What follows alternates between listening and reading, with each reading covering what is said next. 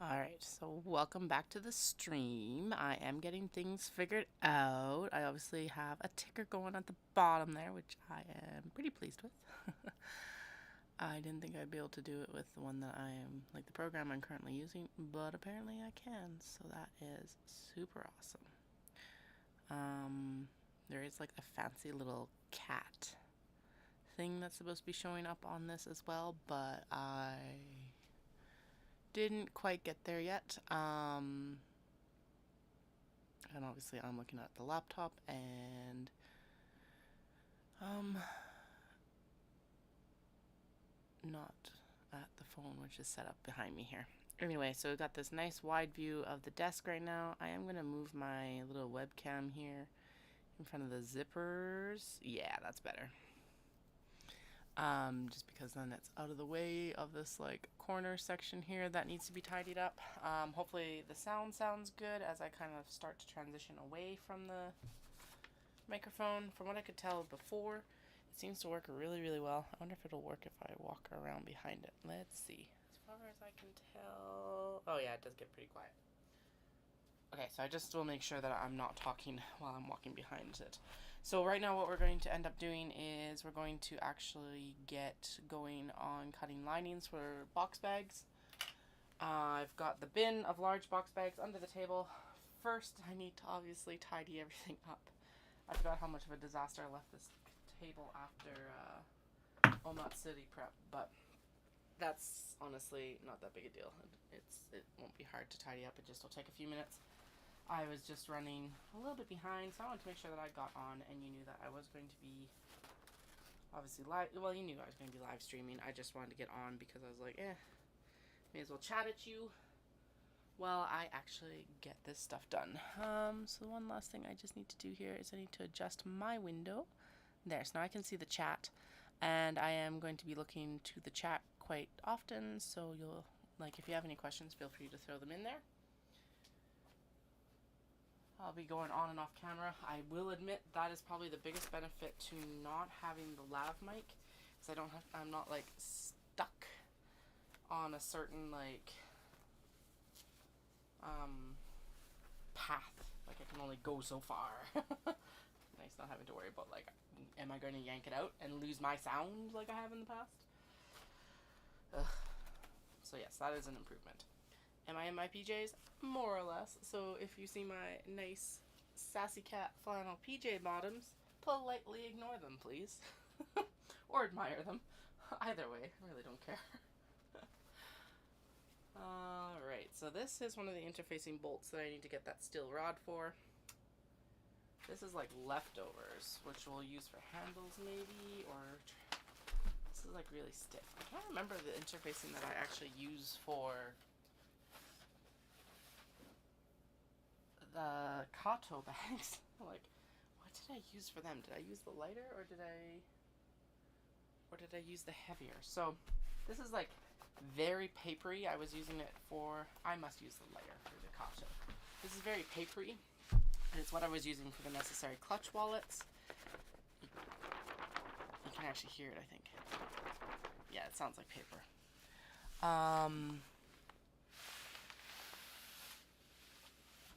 So for now, it's just gonna go behind the door. Also just gonna pick up some stuff off the floor so that I'm not standing on it consistently, because that's annoying.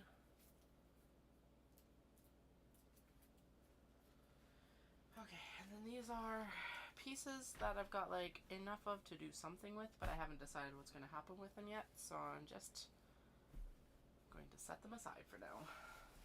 Although there are some pretty good fabrics in here that I do need to get to eventually. I guess I should actually show the phone instead of the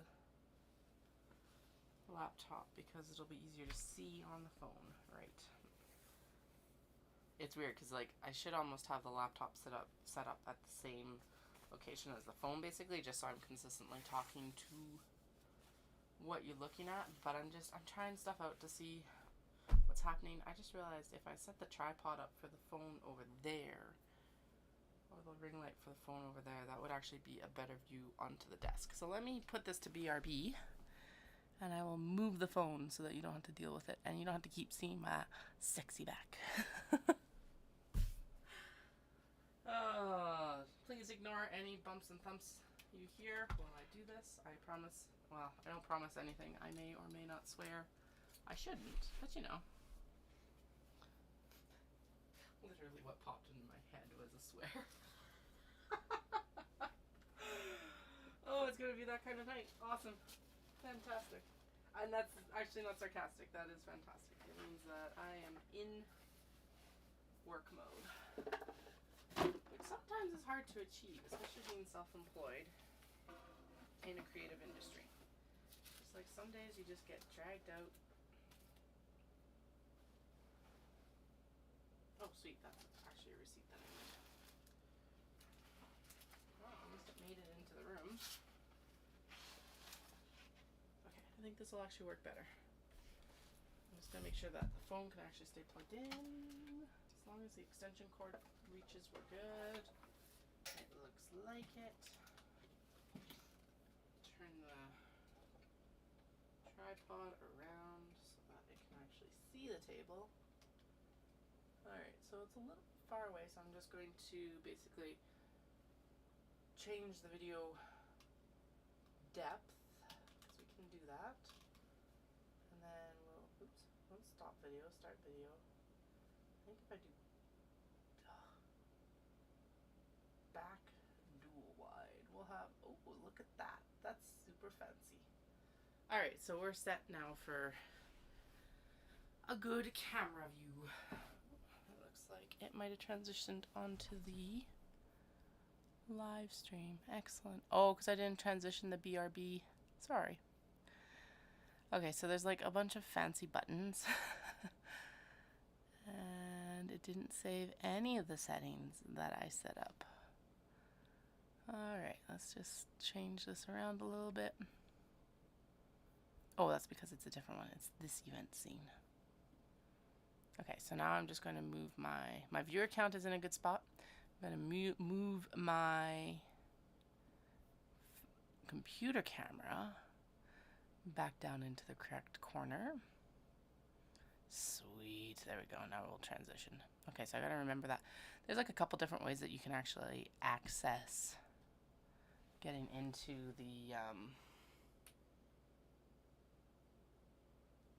like changing stuff around on the stream, and I was using one way earlier today. I don't know how I got into this way versus that way, but whatever, we'll get it figured out. Obviously we kind of already partially did, so okay. Scraps. Now I gotta figure out what I want to do with this one. I could not find 3/4 inch I couldn't find 1/2 inch findings for wristlets. That'll make a 3/4 inch. That's fine. But yeah, I couldn't find anything that was like sturdy enough to actually make wristlets out of. So I'm just like, oh, I don't know what to do now. Oh well, I'll figure it out. North American fabrics can go in there. That is a leftover of one of my kit bags. It's super cute. It's little like laundry cats. Yeah, once I actually clear this canvas out, I think this will work well, for now at least. There's a bunch of stuff we can use for applique. What size are you? Who knows? I don't. Not quite big enough to be useful. Sweet. At least not for stuff I make regularly. There we go. Okay, I'm just dumping it in a box there again. I'm kind of at the point where it's like I gotta work. I'll tidy up later. That is a scrap of canvas and a weight I don't even use anymore. A lot of this will end up getting just passed on probably, or at least some of it. Not all of it necessarily, but a lot of it. Okay, this is actually, so normally I don't wash my interior fabrics because like my interior fabrics come on 15-meter bolts. That is a lot of fabric to wash in like one continuous yardage. However, this one had to be washed because the black on it was so deep last year that it actually bled on the thread that I was sewing with. That's good enough. That can just stay there. So I've washed it, but now it needs ironing, and it actually needs to be ironed pretty soon because it's pocket fabric. And as we all know, Kato are coming up, and Kato are the pocket bags. So I'm gonna have to. I tried the steam press. I don't know yet.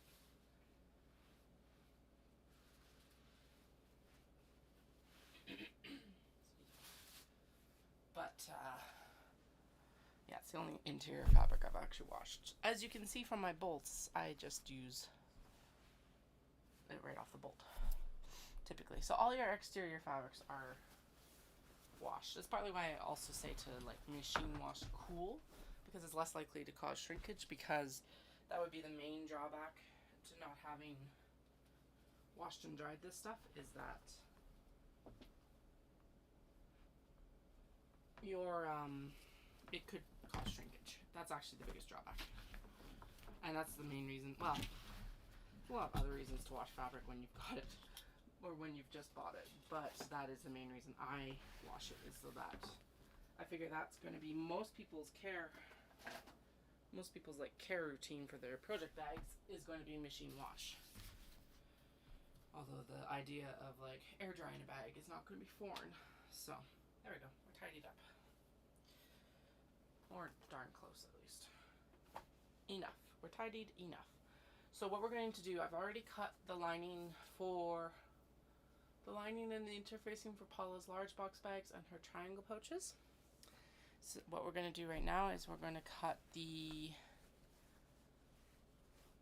other things. We're going to cut the large box bags that I want to sew for the booth. And probably the small box bags, actually, because we may as well while I've got the bins pulled and I'm counting and sewing that style anyway. I think these are large box bag cuts right there. So we've already got 2 beige ones done. This did not go anywhere. That was the wrong cut to make out of that fabric. Which, I hope I have enough. Or that I have a large box bag in the bin.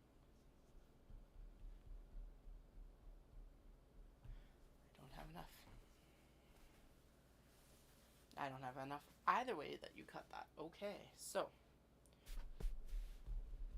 that's for request.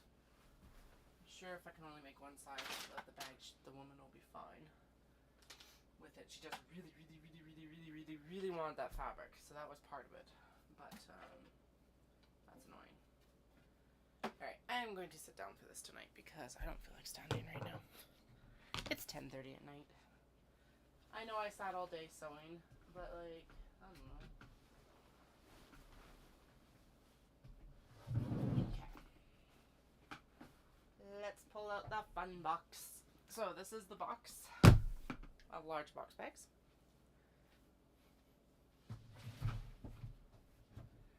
And this is the bin of small box bags with the handles for everything. For everything that's intended to be box bags. Like this. Can't see that very well. It's just full of handles. Alright, so the first thing I should do is let's match up handles to interfacing? No, we're gonna do the lining. Let's do the lining. So we'll line up. I'm just gonna deal with this because it's on top. So I need to do something with it. It needs to get out of the bin at least. Fold it up and actually put it in the handle bin because that's what it's intended for. That is not wide enough for handles. I don't know, it's like right on the edge. That is wide enough and probably too wide. That is a very crinkly piece that we'll use for something else. The problem with running out of the interfacing that I've been using is that the handles hopefully will match the cuts. Alright, and then that looks like a large piece to be cut in half to be used for large box bag interfacing, hopefully. Bye. And then this will be for wristlets or something like that. Okay, so we're gonna put the handle interfacing into the handle box. So these are all offcuts from when I was cutting that stuff, the big bags. That's the interfacing from that, because it's like the interfacing roll that I use doesn't quite fit the width that I typically use. Neither will the fusible interfacing when I eventually switch to it either. I am coming up on that swap very rapidly this season. And that's fine. That's actually good. But a little bit sad and terrifying. It also means I probably need to actually go get more fusible interfacing because I'll be going through it like nobody's business. And no, there's like 3/4 of a... Oh, 3/4. Well, no, probably a half roll there right now. It's also easy to access. Why is there fusible interfacing in there? Oh, because these are cuts for the eyeglass cases. Okay, that works.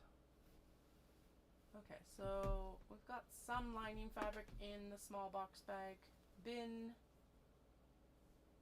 I don't know what this is in there for. That's a lot of fabric. That's probably in there because I was like, I'm going to use that for needle stashers. Why I put it in the small box bag bin, I don't know. Apparently I need to get some more bins. Actually, those leather straps should go in the leather strap bin, but the leather strap bin is out there, so we're not leaving the room right now. If I remember when I leave, then we'll do that. Okay. Let's do large box bags first, mostly because I'm worried that sassy cats with moons, I don't have enough fabric now. I'm cutting it down. Oh well, maybe I can still make her a big bag out of it. Okay. So realistically, I didn't have to grab these bolts yet, but here we are. What I'm going to do is we're going to split all of these up into their... Basically, we're going to do white and beige lining for them. The reverse of these bags are becoming kato bags, so there's no concern there. I already have this one being made into a large box bag. So we'll double check that that actually does have a kato version happening as well.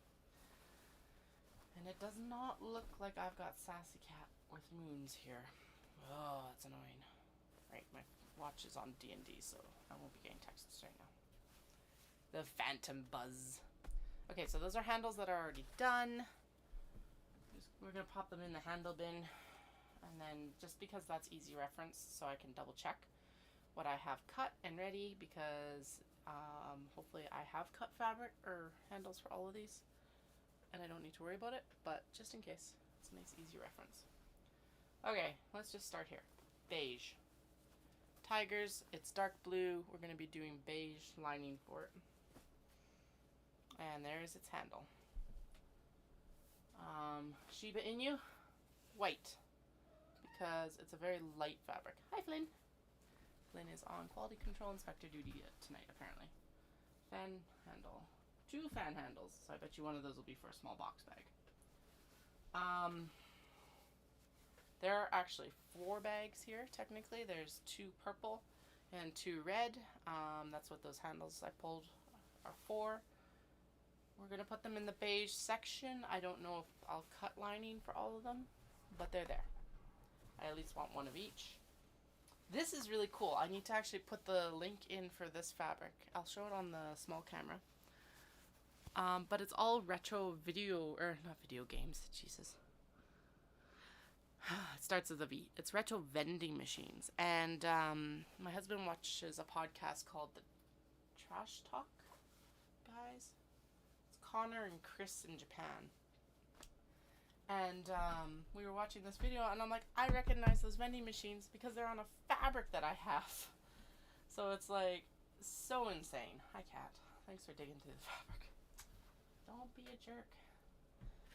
He's a cat. Of course he's a jerk. Anyway, so yeah, it's like a bunch of like vending machines, and it's got cats on top of the vending machines. It's really cute. I'm supposed to link another video in the live I did earlier today talking about under the rail apartments. And so when I do that, I'll also put a link to this video in the comments as well. Or description. I'll put it in the description. Anyway, this needs to be... Now this one's tough because it's like the white works, but the beige... No, the beige dulls it down too much, so we're going to do white. Like that. Alright, we've got a bear doing a bunch of stuff. I feel like my little, like, now that I've got the bin there, I'm going to make the webcam a little bit, or the, the MacBook camera a little bit larger. And then you'll be able to see the fabrics, like, in both directions. So we're going to do this in...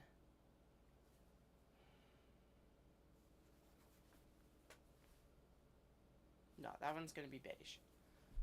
Beige. White. Beige. White. Man, I usually don't have this hard a time deciding. Beige, because it's like, it's a fairly, it's not like a dark background, but it's not a bright background either.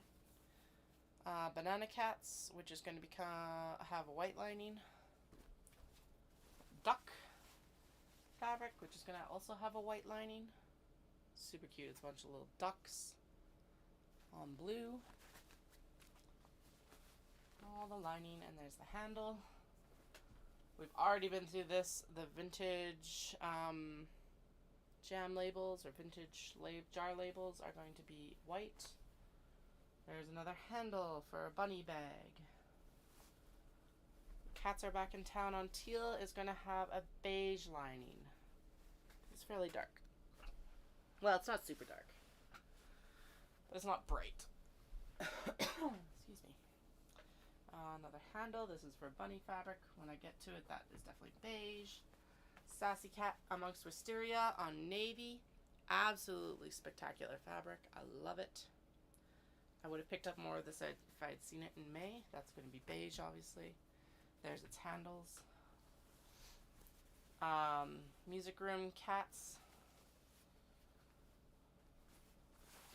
Classroom. It's like a really interesting gray purple color with like bright pink highlights. And it's musical lessons, and there's like a dancer, and it's cute. It reminds me of a fabric I had. It's also going to go white. It reminds me of a fabric I had with the Computer Geeks a while ago. It's not exactly the same. It's not even in the same style. That was like another narrative fabric, but it is adorable. Bunnies in the Grasses is going to be white. White, apparently. The Micro Dogs, which we saw earlier today with the knot bags and the grime guards and all of that. It's Micro Dogs on like pink. It's going to be white. Again, it's just a super light fabric. That bunny fabric on navy. The bunnies actually pop really well on this one. And again, it's got that really nice highlighting with the gold around some of, actually all the leaves, and the details on the bunnies are gold. I screwed up those piles. This is the white pile. This is the beige pile. Alright. The cranes on the purple is going to be beige because the purple is quite vibrant, but very dark. So it's going to be beige. The handle is folded in with it. These cats. I didn't cut this yet, so I don't know if I'm making a kato out of it yet or not. I think I'm going to set it aside for now, and I'm going to figure out if I'm going to make a kato out of it before I decide anything else. Another handle. Alright, so there's the fans. Obviously this will be white because it's a very, very light background. Another bear fabric, this time in like a purple and pink and yellow color scheme, which is super cute. I can't remember, I think it was the like gray and brown one that actually caught my attention to begin with. But there's like the thing that got me to buy it. It's not something I would normally buy. It was like, there's crazy and then a bear underneath. But I'm pretty sure there's like a smack or like slap or something like that. Maybe it's just not spank. There we go. That's why. Okay, I'll see if I can find a piece where you can see it better. I'm going to show it on the small camera down there. But yeah, the spank is why I actually decided to pick it up. Just because it's like, definitely not going to get that in Canada. I would normally go with beige for this, but I think we're going to go with white. If I end up cutting more beige or more white and then swap, I can always do that too. Obviously, the dark blue jar labels is going to be beige. The Mew cats on this like dusty rose, so vintage like cat posters. Mew Mew Mew is going to be beige. By the way, I am quite proud about the fact that I figured out how to do that ticker down along the bottom. Like I said earlier, there's like a little like cat logo that I really wanted to use, but I gotta figure out how to do like a remove background or transparent background on Canva, or another system where I can have it so it just like overlays the whole thing. The Cracker Cats on like this purple pink, lined in white. Sassy Cat amongst camellia or poppies, also lined in white. A handful of handles.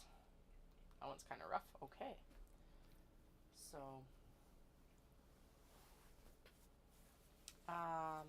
cats are back in town on Dusty Rose. We're gonna line that with white.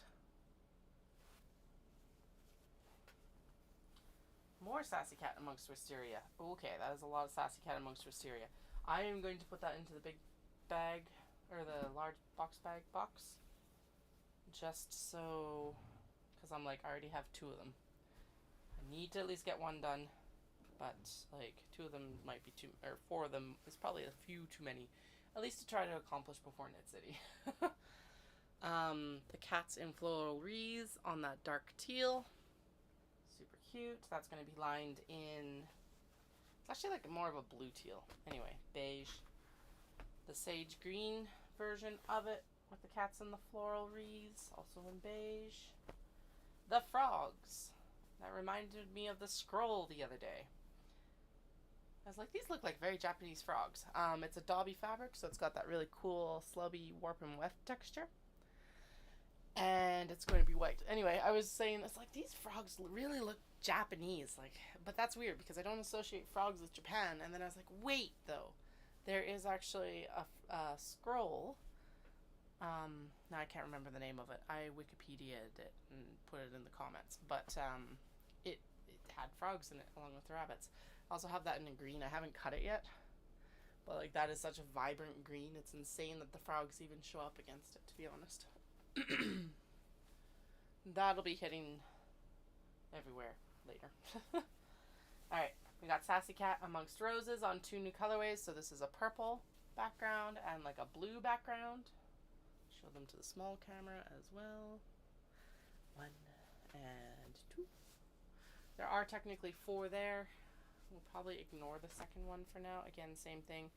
Get at least 1 done before Knit City and then I can deal with the rest of them. Excuse me. Handles.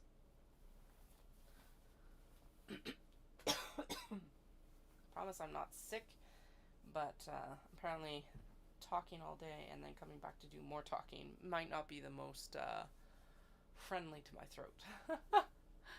Itty bitty birds on that blue. It's going to get lined in white. Bunnies. Itty bitty bunnies. These are like fingertip size on navy with some red sakura and gold highlights. That's going to be lined in beige. Cranes on that dark navy, again same as the purple, will also be lined in beige. There's its handle. Nice gorgeous navy. That one is not a Dobby, but it does have texture in the fabric, which is super cool.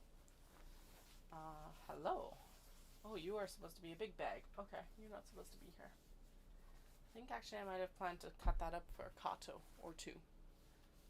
So I'm gonna tuck that back into the shelf. Alright, just a few handles. Okay, what else do we have? We've got more handles.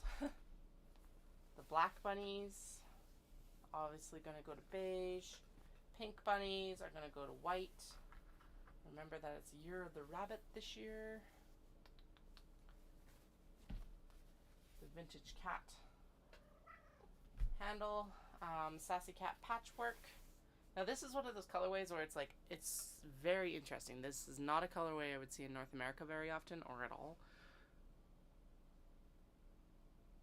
Sorry, I just realized I should actually go turn on the monitor for the kiddos. Anyway, but it's like sage and orange and brown.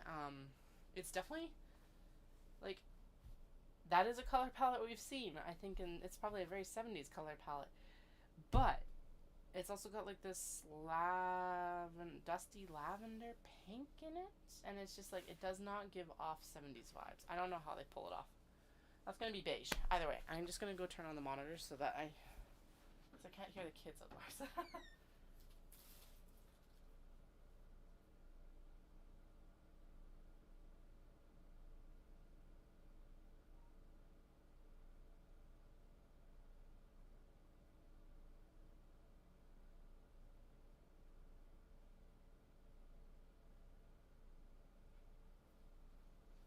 Alright, we're all good.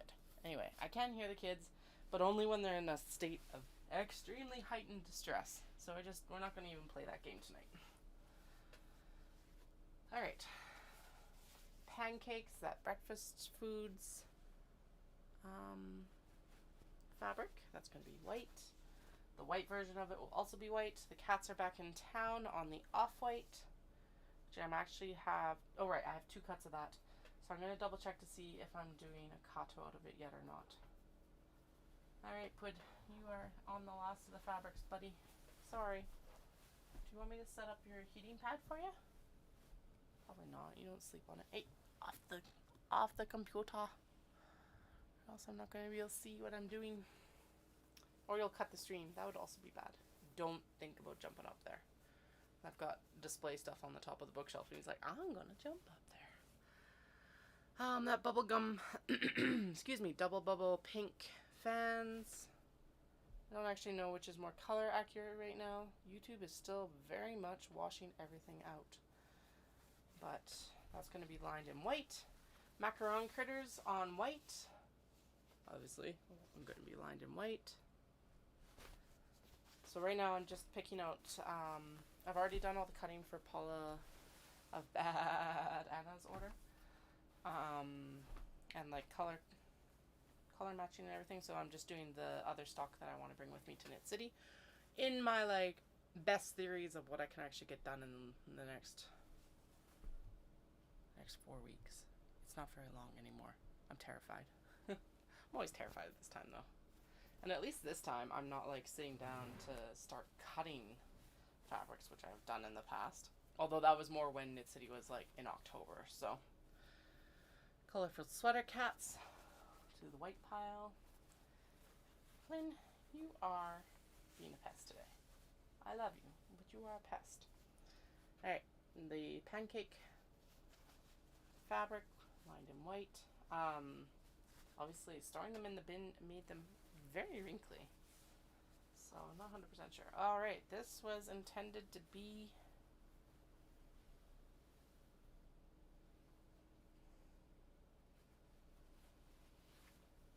it looks like I intended it to be a luxe tote bag. So it's like this super cute cuddle puddle bag or fabric. But I think that I'm going to repurpose into kato as well. So let's, where did I put the, yeah, I'll put that other one back here. Okay, the capybara onsen, which was upside down, which is super cute. This one's on the blue. It's gonna get lined in the beige. The beige. Handles need to behave themselves. Gecko in Kyoto on black. We've seen multiple versions of this over the last couple months because I got it in multiple colors. That's beige, easy. Wave cats, or cats, surfing cats. Cats surfing on fish. Mostly. There's one cat getting pulled off by an octopus, which is super fun. Super bright red tentacle. And then cupboard cats on gray, which will also be lined in beige. Alright, now the internal debate of where my pen and paper is, which is actually over by the phone.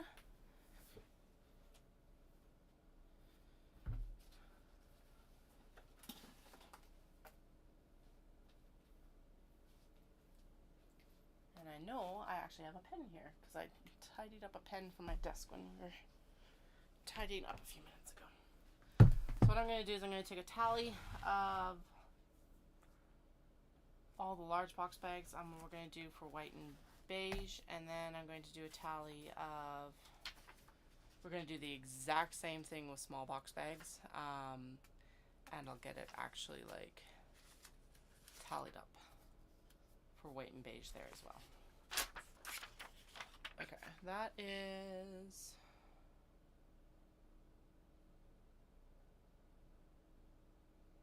all the measurements for the Kato. So that should actually stay here, and I should post it so I don't have to keep writing it out. Okay, so large box bags, beige, and white. I freaked out the other day because I thought that I had this itty bitty bolt. There's not much left on it.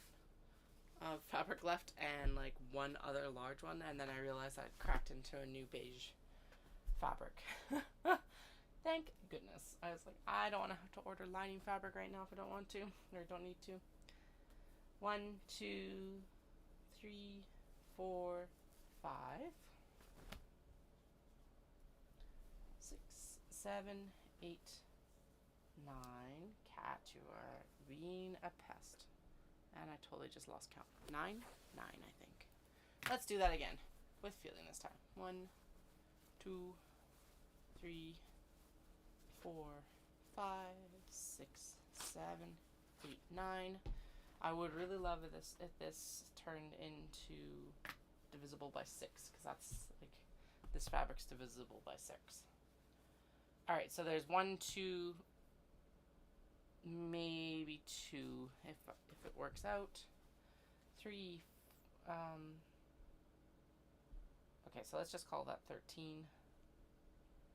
And then there's 1, 2. Hi, buddy. What's up? You okay? You want some love? Yeah. Oh.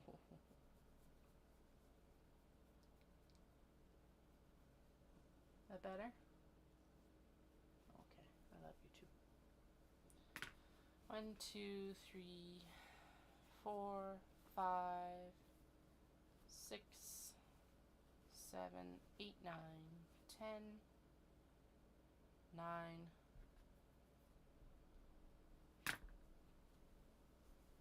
10, 11, 12, 13. So there's 13 and 13, so you have 26. Which is obviously definitely not divisible by 6. So I'll have to do an odd cut. Although actually we've got 2 cuts of beige here already, so it will be divisible by 6 because we'll just do 24. Perfect, so the extra ones will not get counted in. And actually that leaves us with 2 extra pieces anyway, so that works. So we need to do 6 cuts. 6 cuts. Alright, so now the white numbers. Now, should I chuck this back in there? No, but I'm going to. Oh, sorry, cat. A lot of that fabric needs to be repressed anyway. Like, re-ironed a bit, because it apparently didn't like staying in the bin for as long as it did. That's okay. It'll survive, but it does need some care.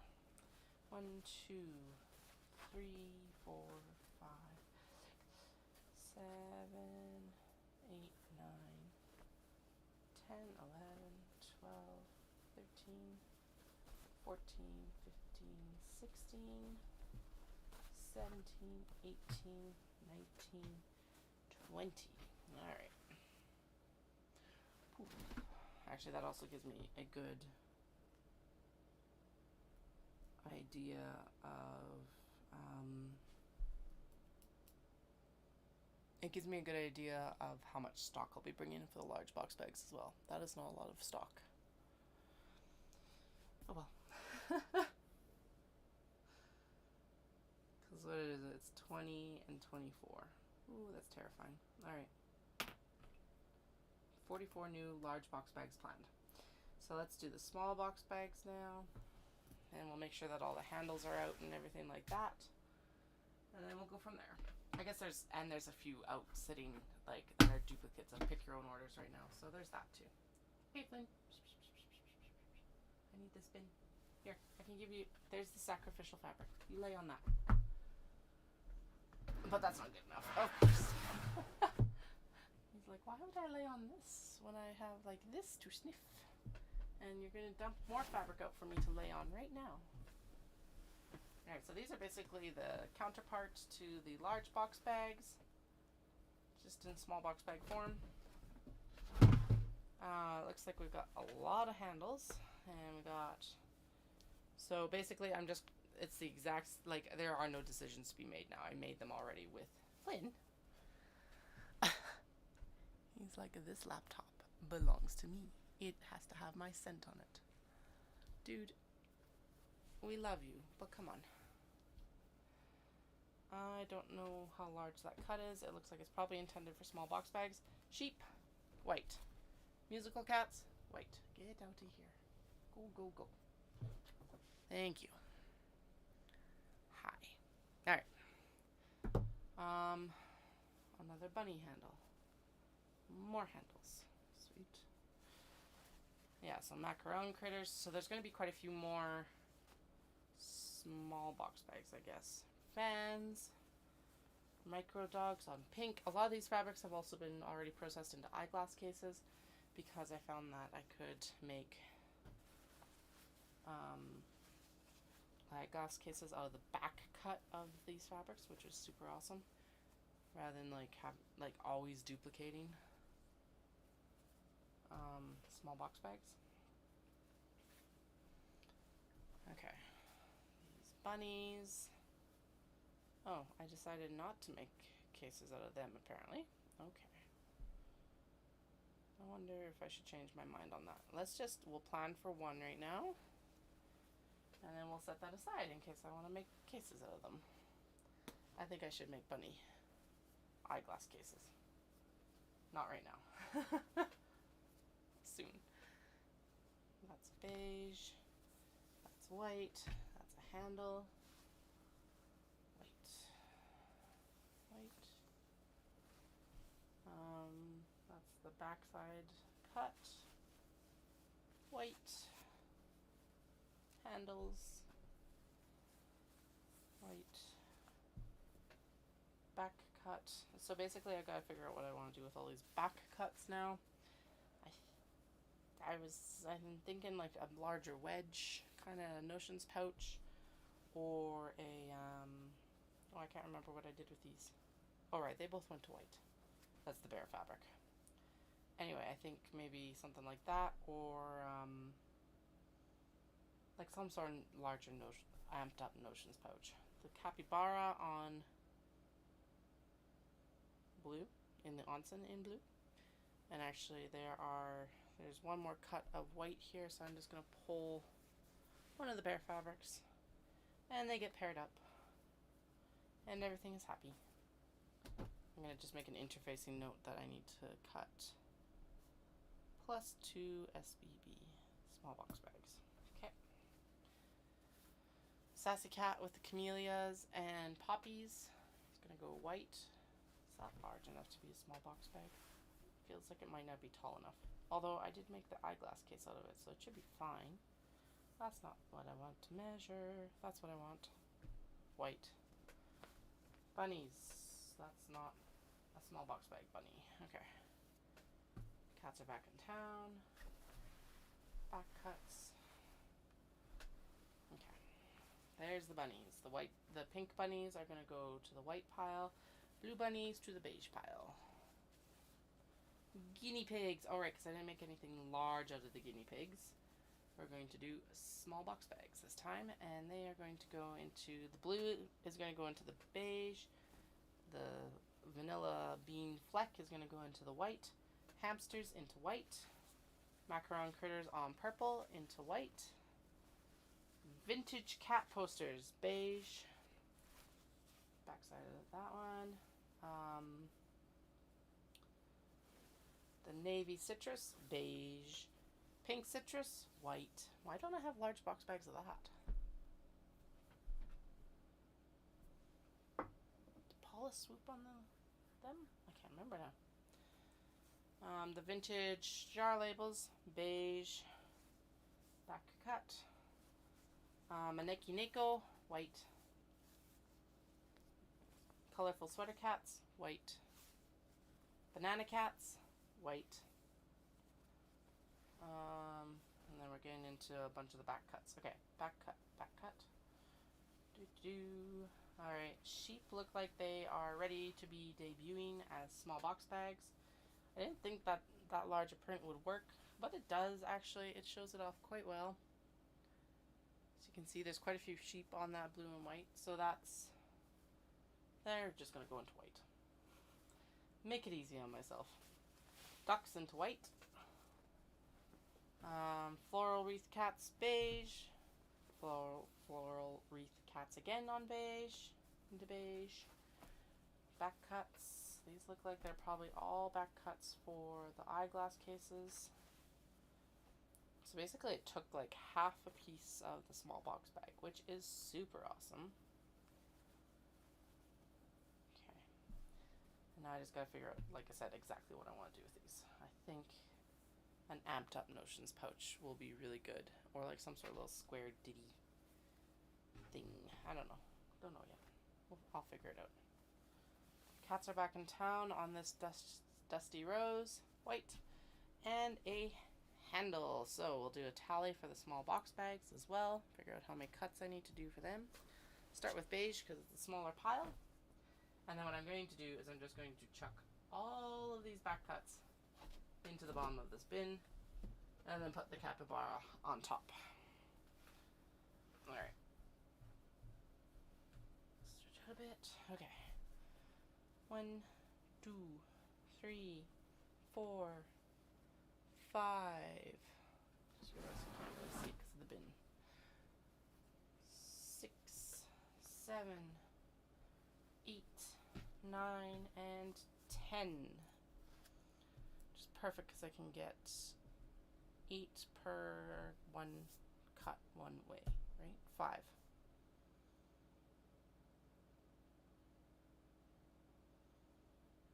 Whatever, I'm gonna have to do some math. Okay, that's the beige. 10 beige, that's it? Really? Interesting. Okay, one, I'm gonna just count, there's 2 pieces here, but we're just gonna do 1. That's right, there's 2 pieces because I decided I wasn't gonna do eyeglass cases out of it, because it's kind of like, the events that I was attending were not specifically knitter events, so sheep fabric didn't make sense to prioritize. Anyway, I think this is better as a second small box bag. But again, it will not be done before Knit City at this point. I'll just make the 1. So, so that's 1, 2, 3, 4, 5, 6, 7, 8, 9, 10, 11, 12, 13, 14, 15, 15, 16, 17, 18, 19, 20, 21, 22, 23, 24, 25, 26, 27, 28, 29, 30, 31. Alright, well that was skewed 100% in the white fabric direction. Alright. Okay, so we've got 31 white, 10 beige. So we actually have about the same number of bags in both of the small box bag and large box bag quantity, which is kind of insane. Although that's usually how it works out. So we need to do, I just need to do some quick math here, or some not very quick math.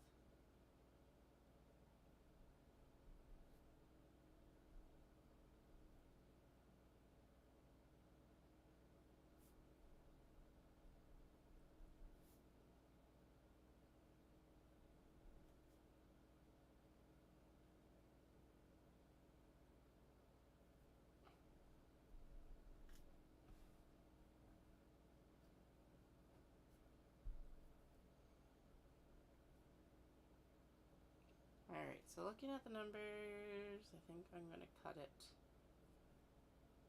that way.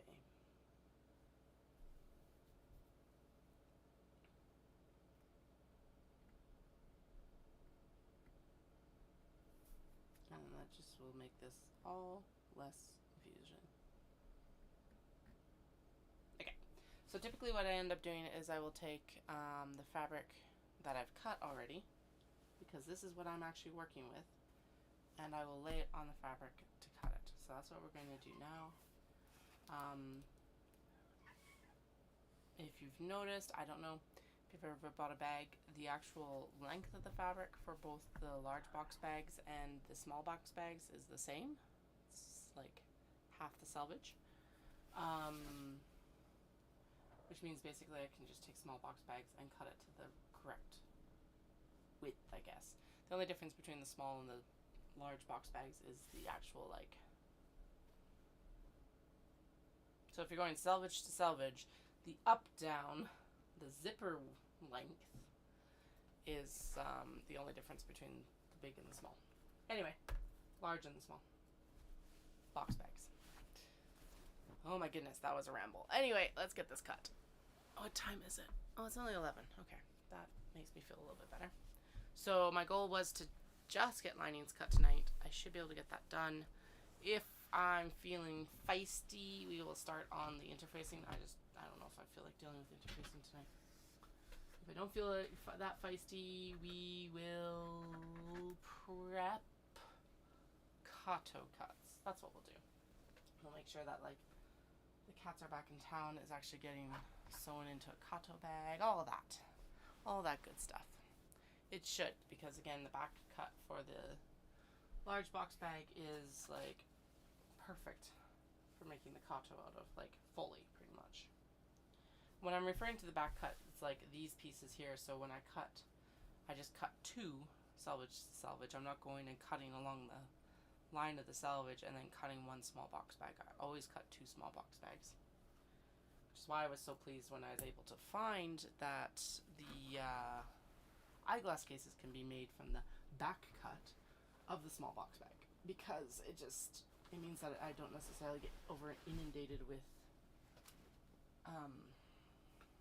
small box bags, like large box bags, all of that. Before I would make like 2 bags of fabric, and it's just, I don't know, it's boring.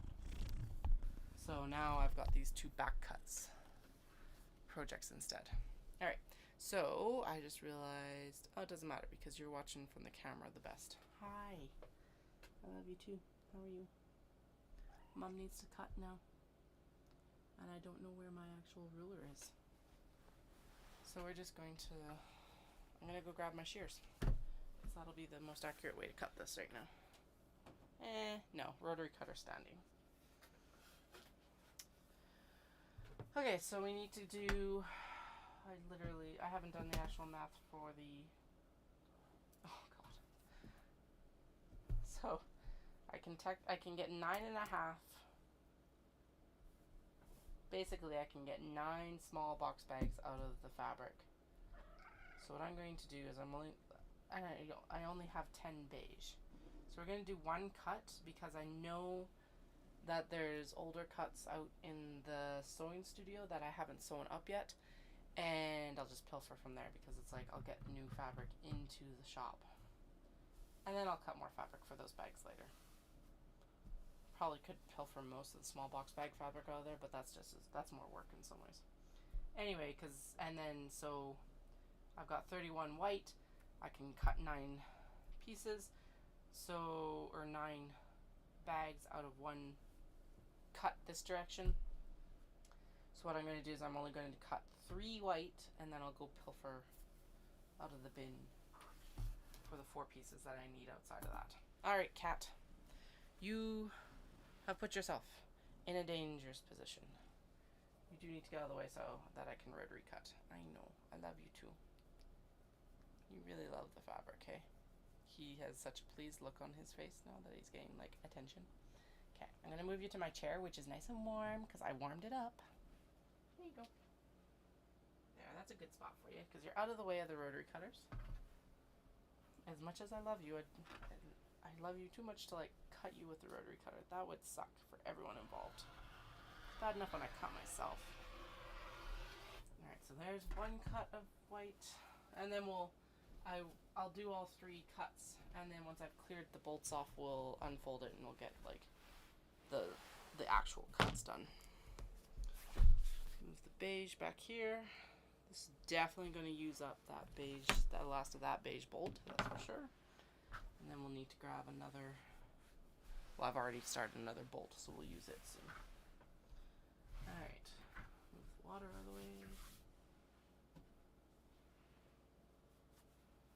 1, 2. And then I'll do the large box bags where I've got the white out, just because it's already on the table, so I may as well cut all the bags I need. And yes, I do typically use like a ruler, but it has gone AWOL. I don't know how or why. This is the problem with going into show prep season, is it's like stuff gets swallowed up by the mess. So maybe, actually, I was talking earlier in the stream that, or like today, in the afternoon stream, the stream this afternoon, however you would like me to phrase that, however my brain wants to phrase it. I was talking about how Saturday I'll probably take the time to like spend some time just tidying, because the kids are around, and granted, as soon as I tidy up they'll make a mess, but it's like, pick up the scraps off the floor beside your chair, because what's happening right now is that my chair's moving to starting to get impeded, and I'm like, okay, so it's gotten to be bad. I know it's bad when I say it's gotten bad. So that's usually the way of it, right? Alright, how many cuts do I need to do? So the white needs 4 cuts for the large box bags. Okay.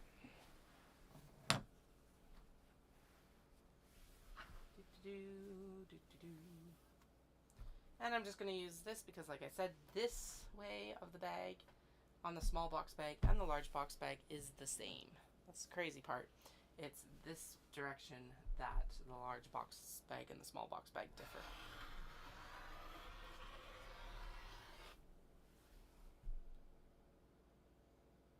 Is this like I cut it and then I'm like second guessing my math? But that's right. Yeah.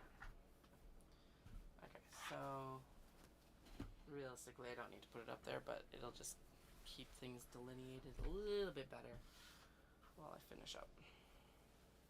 Until I finish up, I guess. It's a better description of that. Alright. I swear I thought I had more of these box bags cut. Oh well. It's probably more than enough to actually finish for Knit City as it is right now. I still have pick your own orders to finish. And Paula's order to finish. And then if I have time, I can always cut more. But it's probably, I think it's enough. I don't know. I don't know what this year's going to be like. It's been like so wild. Just the retail landscape. So it's been very consistent, which has been nice. At least in person, which has been good. Not so much for the online sales, but that's okay. That's kind of understandable. I don't update the website enough. So. Alright, 1, 2, 3. So 1 more cut for the white. Alright, Flynn is nice and content on that chair now, so that's good. So he's sitting on the chair that I just moved from sitting on.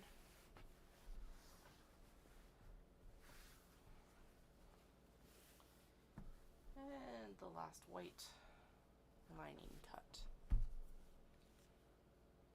And then just make sure that the bottom fabric isn't in the way.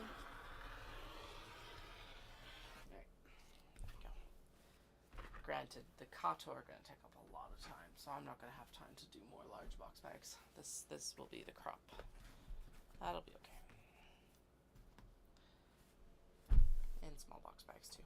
I did a massive restock on small box bags before Edmonton, so gathering threads, and I thought that more remained after Edmonton, and I can't find them. I'm like, where did all of my small box bags go? Unless they didn't sell. Maybe, or they did sell. Maybe they all sold. That's a good problem, but just kind of like, am I crazy or are they not here? Alright. So now, beige. Right, small box bag, we only need 1 cut of beige. large box bag, we need 6 cuts because of the Sassy Cat fabrics. Okay. 1 cut of beige for the small box bags, because that's 4, 8, and 9. Yeah, that's right.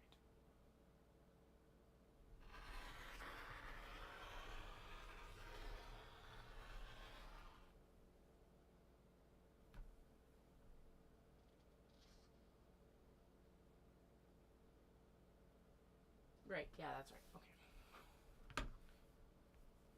It's like, is my division off? But no, it's correct. 9 small box bags from that. Right. Alright, and then we're doing the large box bag cuts. Now actually I gotta see how the mic picks up the rotary cutter, because it's like the shears. The rotary cutter cutting nice and smooth and even, just cutting through.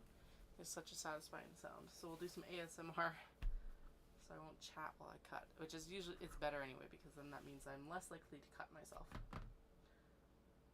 We need 6 cuts of beige, and I just heard the monitor battery dying, so give me 1 moment. I will just go plug it in to make sure it runs.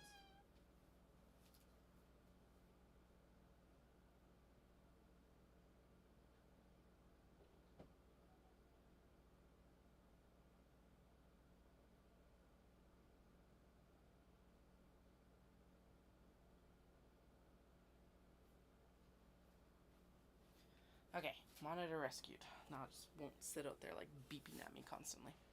Okay, rotary cutter.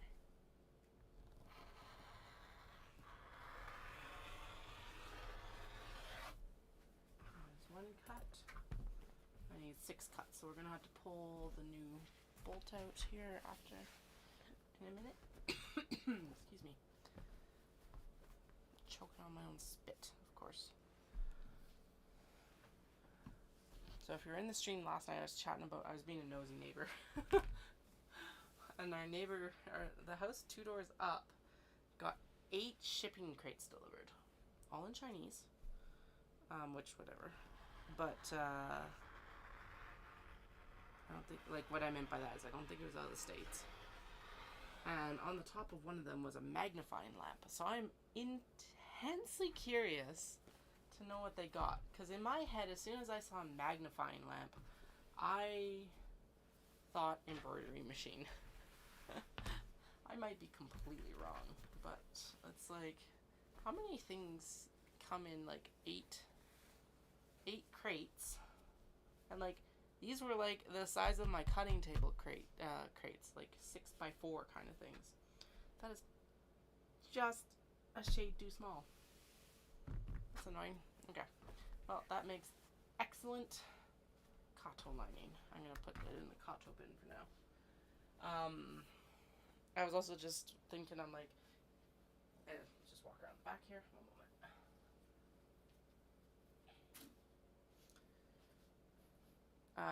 It was also raining yesterday, so I'm like, it was a really crappy time to like get this delivered when you can't even, like, it's not something you can haul in by yourself, that's for sure. I think it looked like they even had help come over, because it took up like half of their driveway. It's all gone now, so I don't know what it was. But if I see them out in the next little bit, I'm going to ask. Because I'm like, is it a laser cutter?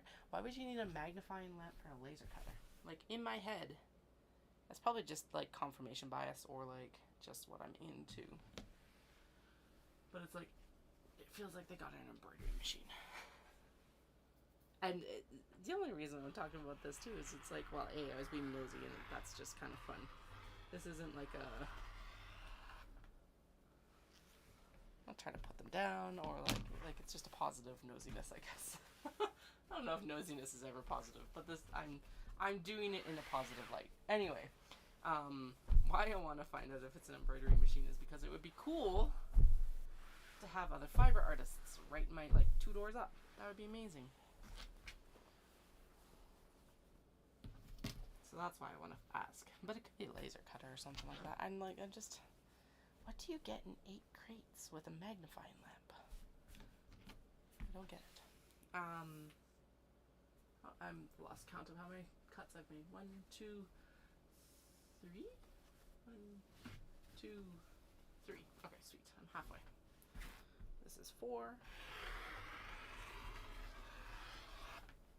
So right now we're going through and cutting lining fabrics for, as you can see, nicely scrolling along on the bottom of my screen, I will be at Knit City Vancouver in September.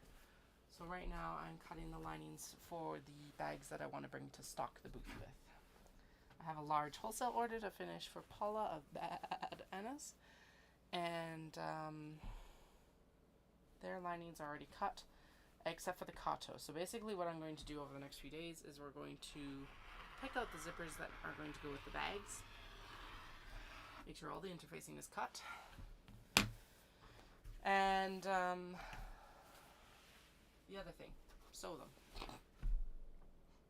The actual whole purpose of this business is sewing bags. I swear, it's also partly that I'm tired, but I swear those kiddos left me with maybe 2 brain cells, and occasionally they do this. They like clang together, and I might get a proper thought out, but most of the time it doesn't happen.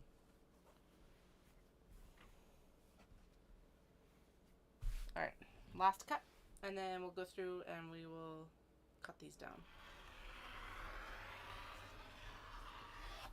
So satisfying. Alright, so I'm going to put the bolt back on the shelf.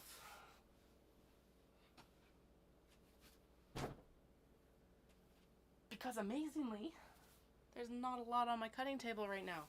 Usually my cutting table is like an absolute just effing disaster right now at this time of year. Now granted, if you're here early in the stream, you know that I did come in and tidy it up. A little bit though, not much. It was really easy to clear off. I need a template, or I need a large box bag. What's gonna be easier? A large box bag. Come here. Alright, banana cats. Oh, I could have taken either of those that are like sitting outside the bin right now, but I didn't. Anyway. Okay, so that sheet fabric is a little bit generous in its selvage, but that's okay because honestly I would prefer a little bit of extra fabric versus too little fabric. So we get 1 cut here, and yes, I probably could line up all the layers of fabric, but I'm not going to do it. I also need my shears. Sorry, I will be right back.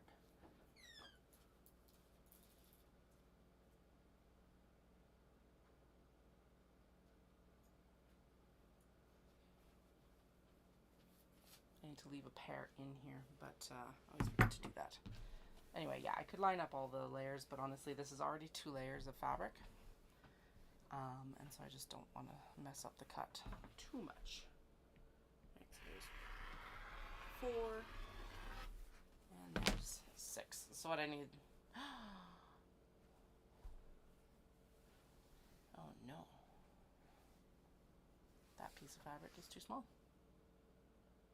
I'm only going to get 5 pieces out of this. What happened? That's always worked in the past. Is perhaps Banana Cats cut too large? Nope, Banana Cats is cut perfectly. Is this bolt short or not as wide?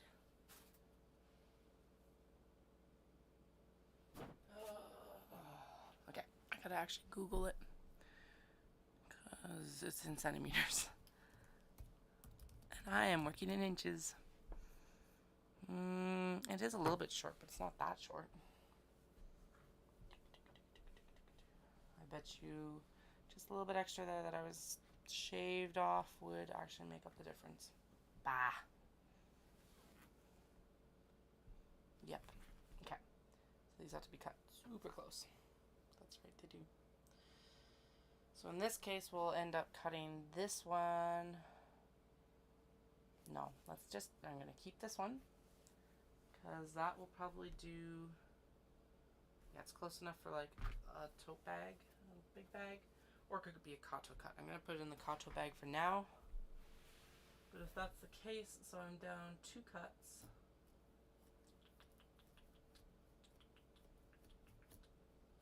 Well, 2 bags. Okay, we'll figure it out. Well, I'll figure it out. worry about that later. That is a future Katie issue. It probably means I just gotta do another cut of fabric, so. So basically what ends up happening after this now is I'll take all of the fabric. Oh right, that's how I usually cut them, is I just cut it like this. And then not just the two cuts right there. I only need to do one cut. And then I shear along this one selvage. Okay, let's do it that way. Just curious where I put my templates, because that would be the most accurate way to cut these. But what we're going to do instead is we'll just line it up and do some math. Which feels like it could be extremely dangerous, but I'm feeling overly confident, I guess. Yeah, so that cut is fine. Weird. I wonder if it must just be that I was a little bit off on like every single one of those cuts. And like a little bit off is fine, because if the lining is a little bit smaller, that's actually good, because it won't be as baggy in the bag. Not that much. There. That actually is perfect. So there's one set, two sets. Actually, in this case then, if I'm just cutting it that way, I'm going to grab two sets to cut at once. And then so what happens next is we cut the linings, and then we cut the interfacing, and then we're going to take the bins of bags out into the sewing studio, and from there we'll match them up with the colors of zippers that I want to use on them. Now the colors of zippers, I have too many colors of zippers to choose from right now. That is something that I am paring down,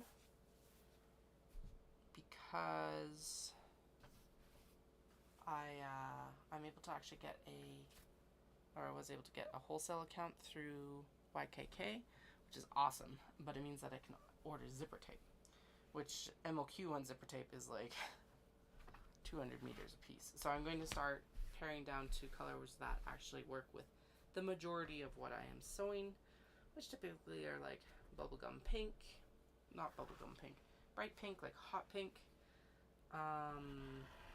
What else? I've already got like beige, or not beige, sorry, navy. I've got like a bunch of dark colors, because that's what I need to restock. Navy, black, red, charcoal, gray. All those colors I've already got in zipper tape. And then once I start to run out of like my more popular bright colors, I'll start to replace them with zipper tape. So it'll be like whites and beige, vanilla I think they call it, the pinks, some blues. So I'm not going to like get rid of all the colors, but I am going to pare down the amount of colors that I end up bringing in. Hello? Oh, okay, good. I'm still streaming. I just wanted to make sure, because I was like looking at a black screen, because I had gone to Google to find out how many inches were in the centimeter markings, because that conversion is not reliable in my head. I can make a very good estimate of like kilometers and miles. I cannot make a very good estimate of meters, because I can't of yards even. Just like that's the hardest one for me to hold in my head. I can make a good estimate of a bunch of things, but centimeters to inches is not one of them. Especially when it is this tight of a cut for this fabric. Hi, cat. Yeah, you can go lay on that pile that's already been cut. Good choice. That is an excellent choice, sir. Please do it. Do not walk on my fabric. No, and stay out of there. I want you in the bin of bags. I know you want to be in the bin of bags.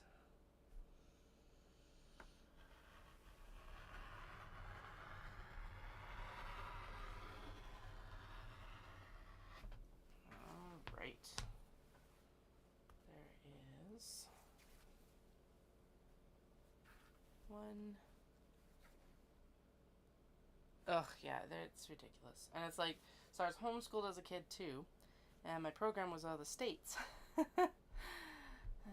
So it's just like my conversion just I guess okay. The ones I'm best at, I'm pretty good at temperatures to a point.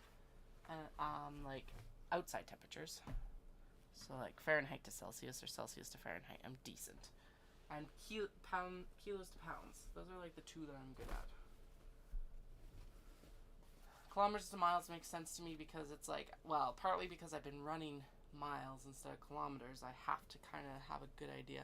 And 1.6 kilometers is an F of a lot longer than 1 kilometer. So it's like, ugh, I should keep my watch in kilometers, but it's just like when the program that I'm training with says you need to go run 11 miles, you set your watch to miles because 18 kilometers is just a very daunting number. I say as I'm training to do like 48.6 miles. So it's like, so how much is that then? See, now when I start to like, so the small kilometer conversions are easy, or easier. I'm not gonna say they're easy, they're easier. So 48.6, but I know the kilometers. So it's a 5, a 10, so that's 15K, 21.1, 5, a 10, and 21.1 is 36.1, plus 42. Oh, that doesn't sound like a nice number. That's pushing the 70s. I don't think I need to add that together right now. Oh dear. Okay. So did you is your tail messing stuff up, or are we lined up there? We're not well lined up there. There we go. Now we are. Decently square on the bottom. We're square enough up there. And then we need to do minus the large box bag. And we're good. Okay. Anyway, yeah, so 42.2 plus 21.1, 63.3.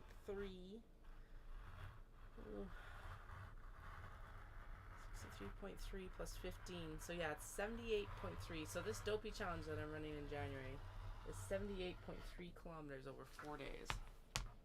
With the vast majority of that kilometrage actually on the last 2 days. Like, well over half on the last 2 days. Actually, yeah, well over half on the last 2 days. So it's like, actually, it's well over half on 1 day, I think. Because so 10 kilometers is 6 miles. A 5K is about 3 miles. It's like 3.1. And then a half is 13. So 3, 9, 19.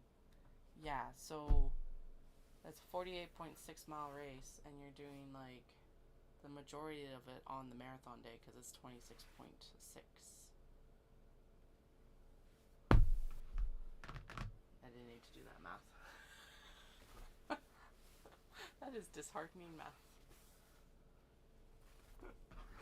Although honestly, just thinking about it, I'm like, it would have been way easier if I just subtracted the frickin' marathon from that amount. Oh well, whatever. And I've been hearing it's like, it's not that you run just the marathon, because of course you're going around people and all of that, so you end up running further than the actual like marathon number. And it's just like, I also didn't need to know that, I don't think. But now I do. Now it's in my head.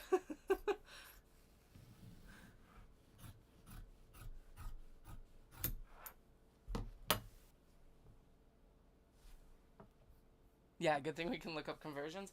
100%. Plus 2%. Oh, that needs to be folded out. Well, and it's like Canada's so weird with all of it because it's like our ovens are in Fahrenheit and not Celsius. And although I think our current one, because it's digital, might have a Celsius. You just hit a button and it changes it. I don't know. Because most of the recipes I use are in Fahrenheit, so it's kind of like a moot point. Also, it's like, I don't know. And then what's the other thing? It's like our height is in frickin'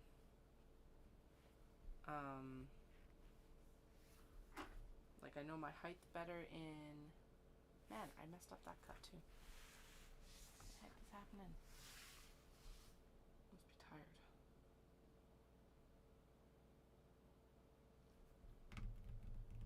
Okay, at least the small box bag cuts are the best ones to mess up because it's like there is actually extra right now. Granted, they're supposed to be earmarked for other bags, but whatever. New fabrics. Look at the pretty new fabrics and not the fact that I'm going to go pull for pre-cut bag fabric in the other room. So I don't think that's wide enough. So that means that I messed up another cut. Same thing. Okay. Or the sheet fabric is a little bit larger. Again, maybe a little bit wider. It's probably right on. I'm probably lying. Yep, it's right on. Okay, so we ended up with 2, 4, 6, 8. Okay, I'm only missing 1, so that's easy enough to make up 2 more out of. I don't know why I changed my cutting style with using the rotary. Alright. Anyway, yeah, so it's like oven temperatures are in Fahrenheit, but our heights are like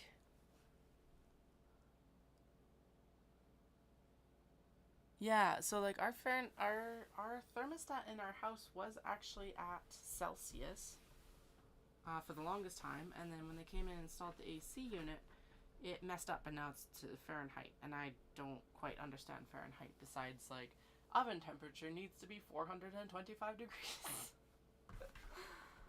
Like, if you tell me it's 25 degrees Celsius, I understand that. But I don't know the conversion for my oven. And, like, I definitely know my height better in, like, feet and inches than I do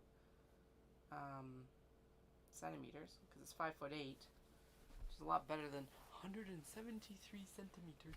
Because that's what's on my driver's license. That's what I know. That's the only way I know. And, like, and then our weight, too. Like in kilos. I don't know what my weight is in kilos. Just give me pounds. It is a more terrifying number to be in pounds, but that's okay. I would rather understand it and it be terrifying than me not to understand it. And not be terrified necessarily. Alright.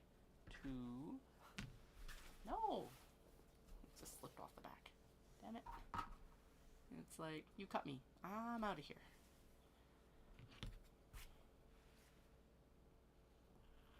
Heck, even what I'm cutting right now, it's all in inches. There's not even centimeter markings on this, like, mat.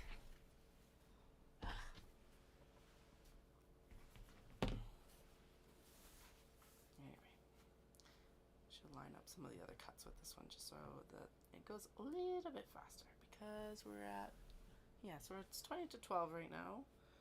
Feeling okay, but I do want to try and get up a little bit earlier tomorrow and get the kiddos out to daycare a little bit earlier.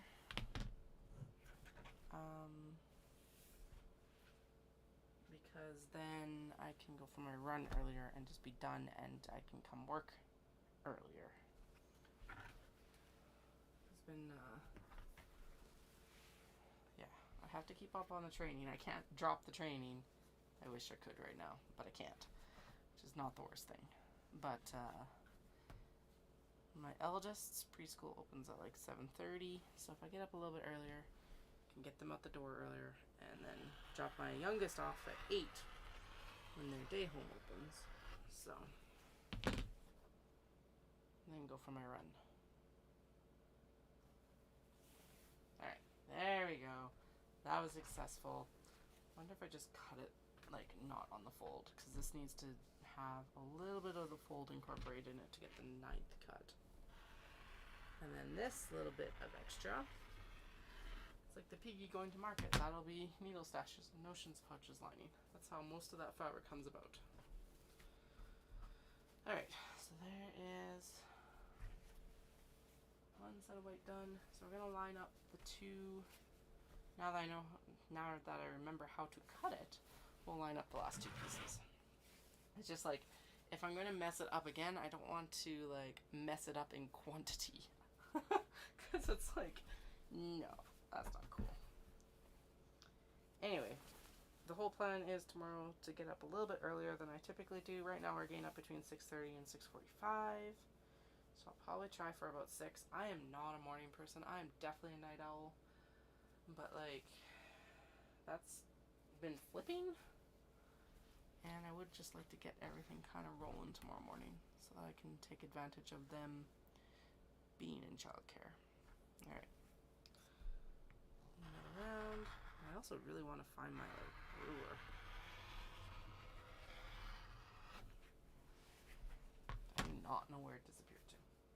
So yeah, so I think we'll finish cutting the linings, and then what should we do next? Maybe we should work on some of the interfacing, at least for the large box bags, since that's what I want to be working on. And then go from there. Cutting interfacing is going to require more math. Is my brain up for more math tonight? Yeah, so actually it's cooled down significantly here, so I've got it right now. I've actually got a balance out. So I don't know what it is, but in this like last week of August in Cochrane, I think Alberta mostly, there's like this huge shift that in the morning it's chilly actually. It's not like cold, but like it's to the point where we're thinking we probably need to put the top back on the Jeep because the drive to school with the kids is a little bit too invigorating. It starts to feel like fall. And so what I'm trying to balance right now is that I don't want it to be too cold outside. Granted, it's easier to dress for cooler, but I'm like, I've got a really good setup right now that I enjoy running in. So it's like balancing that, I guess. Now, like 3 weeks ago, it probably would have been a good idea to be up earlier and doing that, but we didn't, so that's okay.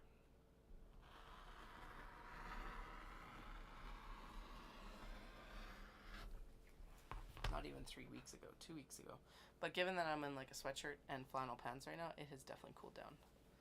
Could use a window opening here, but it's up there, and I would have to climb over stuff to actually get it open at this point. Still an egress window, but not a I'm going to casually open you up window. I just realized there's some stuff in Dallas's that can move out of here and upstairs to his office. Not like it's a big deal. It's not like it's prime display space for me.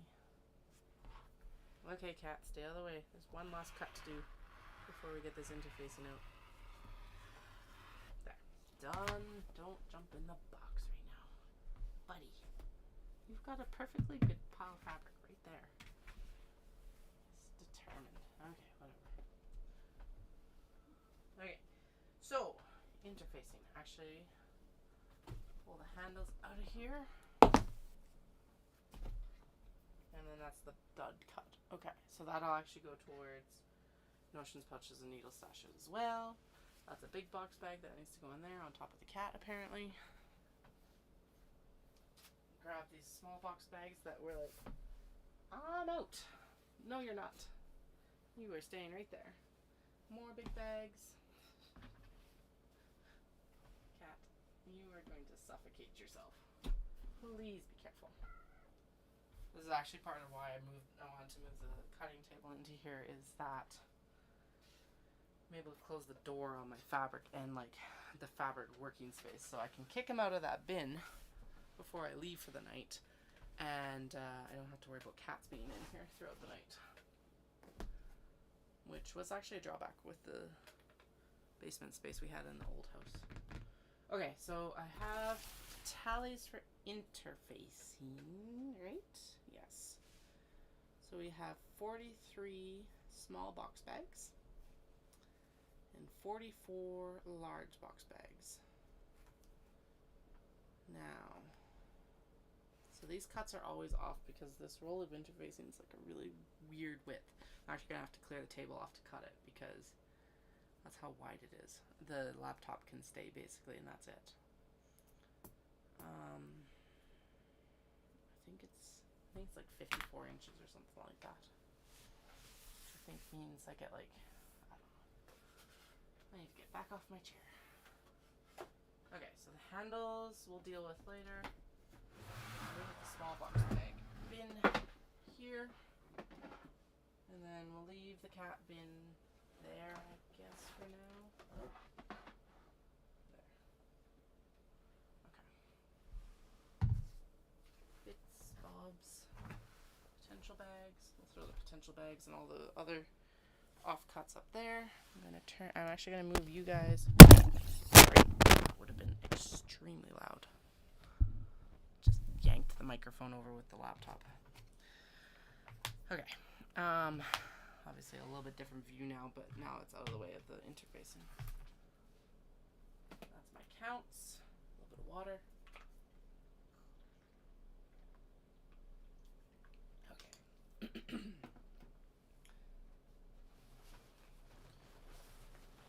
Measure how wide this actually is again, so I don't remember exactly.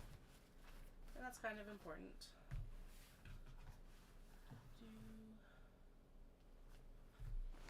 It's also not very squared up, which is always annoying, but oh well. I know I get quite a few more. I think if I cut like a few large box bags, I can like slide a small box bag in beside it, sort of thing. Yes, that's exactly it. So that to that, it's 60 inches wide. 60 inches. No, this is typically something that I cut to the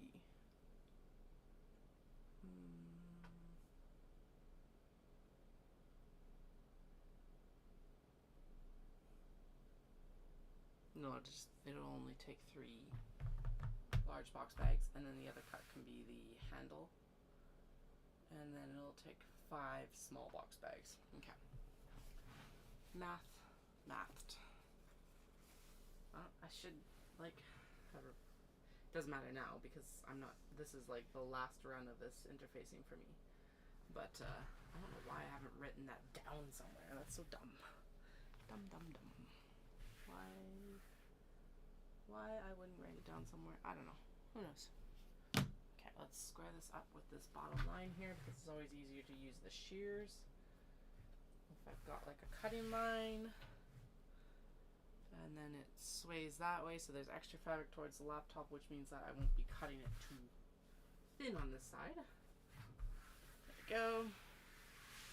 I can actually use my rotor cutter. Actually, no. The shears are better because I think I'm reading a little bit more about this cutting mat, and I don't think it's self-healing, which is why I'm probably eating through my rotary blades so quickly. And realistically, a pair of shears in this case is probably just as accurate, if not a bit more. Alright, so now we'll cut this one down. I'll do this as we go, just because that'll mean that there's less clutter on the desk. So after this interfacing is all gone, I'll be going to fusible interfacing. It'll basically give the same feel.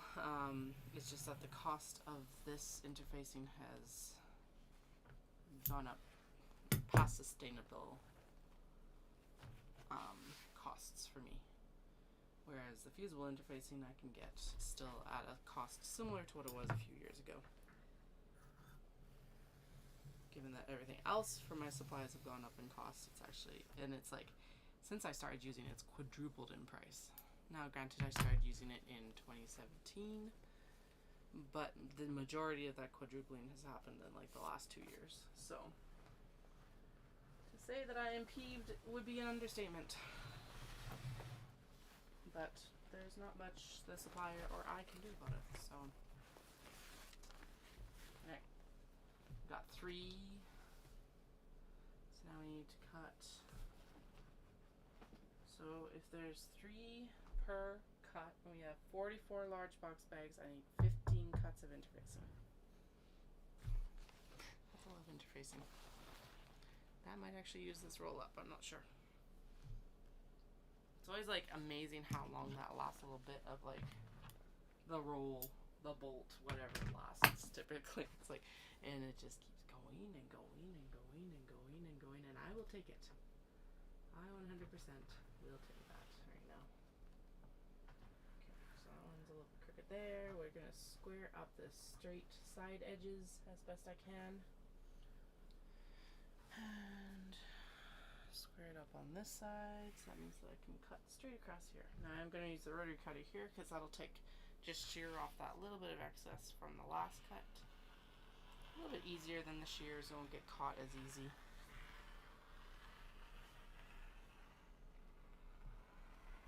Looking at this, I don't remember how I used to cut this interfacing on the smaller table. I know I did it. I don't know how I did it. Because the main reason, so we developed the basement on the old house in like 2019 because I started using products that were rolled, and I'm like, well, these don't even fit in this room anymore. So I don't know why, but the supplier sent me like vinyl and canvas on the roll. I can't imagine that's much cheaper than sending it folded. The vinyl, I guess, makes sense because otherwise you'd end up with creases in it, I guess. I don't know. But anyway, they wouldn't even fit in the old studio. So we developed the basement, and I was able to get this massive cutting table in there, which is awesome. Now, could I have gone a bit smaller at this point? Probably. But it's just really nice to be able to have all of this space to like lay everything out flat. Because my old cutting table cannot have been 60 inches wide. I don't even remember. It's actually, I don't know, doesn't really matter right now. So this, and the other interesting thing with this interfacing is it's actually changed texture. So like it's a lot more, I like it, it's fine. It's a lot paperier than when I first started using it as well. So I think there was supply issues, and then they had problems probably replacing it. So, all right. Now sometimes I do go through and I'll cut all of these pieces at once. It really just depends on what my mood is. Right now, apparently, I'm into cutting everything individually. Although thinking about it, I should just go through and cut everything all at once, because that's actually easier to keep track of for counts. 3, 4, 5, 6. Yeah, so we've only done 2 cuts. So let's pull this. And we'll pop it on the bin. So that was 2. So we need to do 13 more.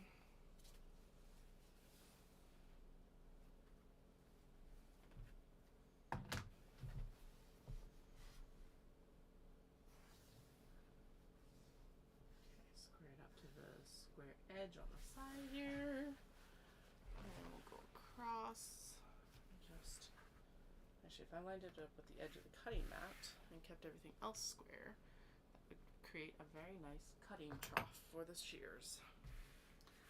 Noma Taylor's, I think a lot of actual like quilt shop tables are probably this way, but they have like a nice like shears well basically. So that you can run your shears just along like your yard mark and stuff like that. Yeah, that actually worked the best out of any of my options. Sweet. Okay, keep the shears out from underneath. And then we'll go over top of this one, and then the next one will go underneath, so that's not getting too cloudy. So we'll do this in sets of 5, I think, just like I end up cutting or stacking my bags. Then it's a little easier to keep track of mentally. Basically, I can just write that I've done 5. I can do a tally. Mark on my counts. Alright, just make sure that's lined up with the well, or with the edge of the cutting mat. Must be lined up here as well. There we go. Like that. And now we're good to go. So this is 3 and 4. And actually we can do one more like this. It's actually pretty easy just to line it up on top. A little bit of shifting obviously. Interfacing is kind of slippery on top of itself, so it will happen. This will be the 5th cut, so that means it will be a third of the way through for the large box bags, which honestly is pretty quick. Usually it takes me quite a bit longer to cut interfacing. I don't know why, but probably because I'm pretty consistently getting distracted by my phone, to be honest. It's one of the nicest things about actually doing the streams is there's no way for me to use my phone. Although I did have another, now granted, I have had a massive learning curve with this dual cam system in general, because I've never done it before. It's new, like this, within the last week, I guess. Anyway,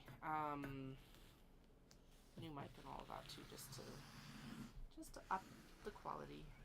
But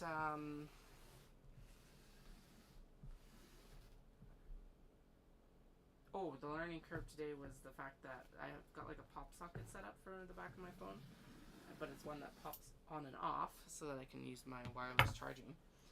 And it overheated my phone and kept turning the video off. I'm just like, okay, well, because the first day I used it, my phone died partway through the actual like stream. So to avoid that, I plugged the phone in so that it doesn't die during the stream.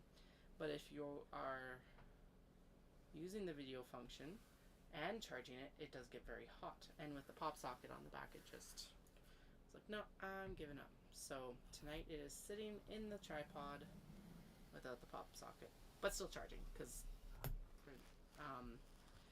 it was overheating so much. I actually unplugged it earlier to hopefully cool it down. That did not work. It didn't work. It still died. Or like ran the battery down and just the video kept dying. So it's just like, okay. First it started out really slow and then it went to black screen. But hey, now I know better. Alright, oh, I missed a layer on that one. So that's easy to fix. Whee! Alright, one more cut and then we've got 10 more large box bag interfacing stretches to cut. This is when audiobooks usually come in super handy. But if I'm telling stories, I can't be listening to stories. If you're here earlier, I was telling stories about classes that I used to be in university, and was reading off of Wikipedia about the Fairy Queen and the Canterbury Tales. I was an English major in school, and I was talking about how I would knit in class, but and everyone was usually like really good about it. Like my professors were really good about it, and like this was before a lot of people were talking about like the benefit to your executive function of knitting, particularly in like that sort of thing, like keeping your hands busy while you're listening to stuff. And given that like it's an English class, it's not like I'm sitting down and taking a ton of super important notes either, since it's mostly subjective. Anyway, there was one professor though that absolutely despised it, and I was trying to remember. See, I wanted to take the class. I remember wanting to take the class, but then it turned into this really weird metaphysical kind of stuff. He was super into capital P place. And it's like, I just wanted to read the Canterbury Tales, dude. But anyway, I couldn't, this is how much I remembered of it. I couldn't remember if it was the Fairy Queen, because I also did stuff on the Fairy Queen, or if it was the Canterbury Tales. I figured out that it was the Canterbury Tale, but it's just like... So, the stream earlier today got a whole summary about the differences between the Canterbury Tales and the Fairy Queen. Not least of which, Canterbury Tales was written like 190 years before the Fairy Queen and never finished. Because then that became the question. It's like, did the Fairy Queen get finished?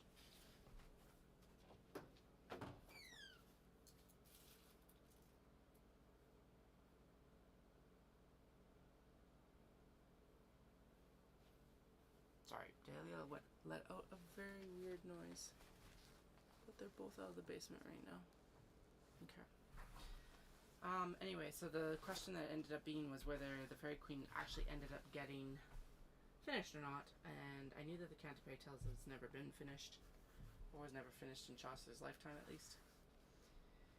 And as far as I can tell, the Fairy Queen did get finished, from my brief reading of like the first paragraph summary on Wikipedia, I'm going to say that it got finished.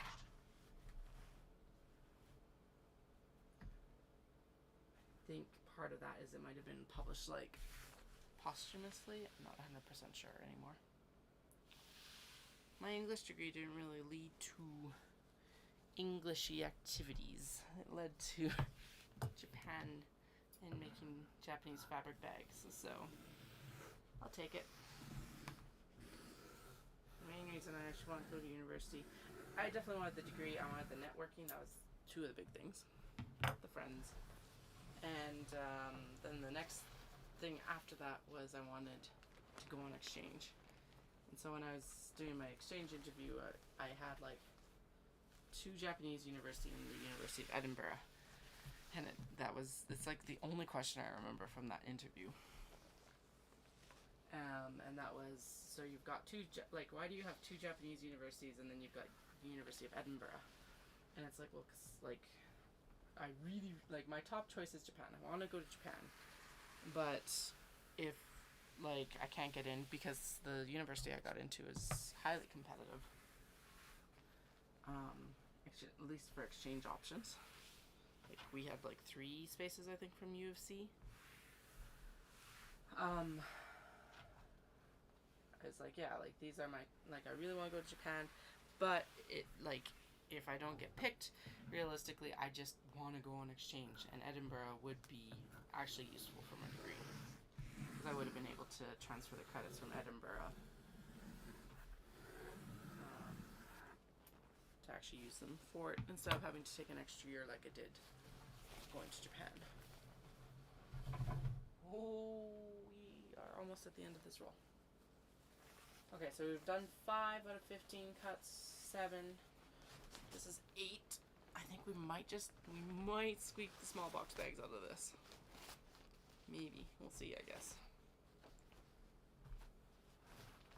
And yes, learning is a good thing. The learning curve for, like, tech is always interesting, and it changes every day, too, so. At least that's what it feels like most days. It's like, every day there's something new. But it's good. Keeps your brain more nimble. And apparently I definitely need some more nimble brain keeping right now. Go.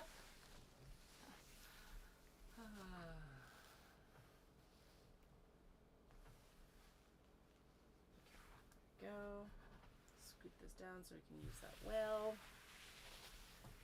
Across.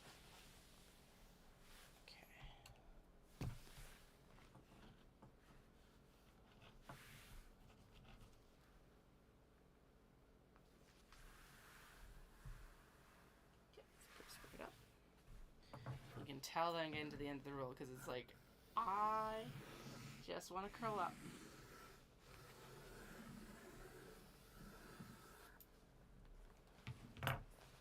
Probably grab my like pattern weights, but I'm not going to. Okay, I'm going to double check on how much is left though, because that feels like I'm actually. Oh no, we'll definitely get the small box bags out of that. Okay, sweet. It's really thin interfacing. So it's really hard to tell how many or like how much is left on the roll because it's so thin. Obviously that does add up, but it's like there's more in the like, I don't know, there's maybe an inch left on the roll right now, but there's more in that inch than it's expected, which is good. So working across. Obviously, if you have any questions, feel free to throw them in the chat. I'm more than happy to talk away. Takes the burden of trying to figure out what to say next to my stream of consciousness off of me. There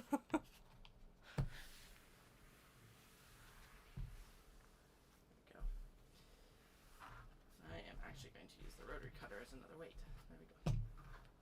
Instead of going to just grab my weights.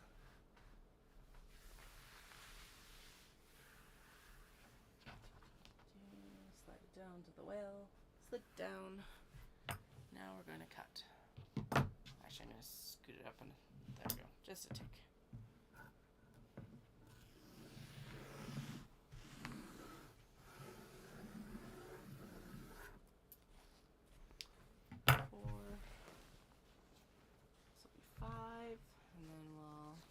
this off and do the last 5 cuts for the large box bags. So I think we're at midnight right now in where I'm at. So I'm gonna finish the large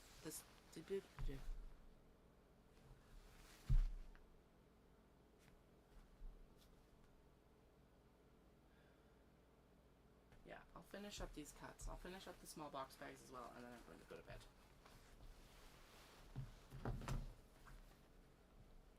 Probably should go to bed now if I'm trying to get up at 6, but you know, I'm almost done. Maybe we'll just do the large box bags, and then I'll do small box bags tomorrow.